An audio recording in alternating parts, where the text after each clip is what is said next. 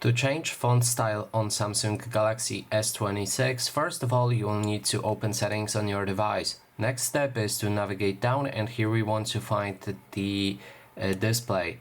Now scroll down until you locate a font size and style, click on the font style, and that way you'll be able to switch between different font styles that are available for your device.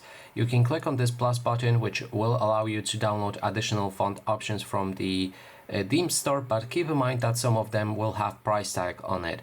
So look for a free ones if you don't want to pay, and then you'll be able to download them and apply them. I have one that is downloaded. I think it's Rosemary, but I'm not sure, so let's just download this one.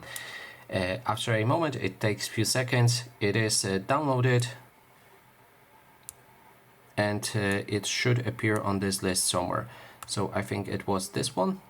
Yep, and that is basically everything. Thanks so much for watching.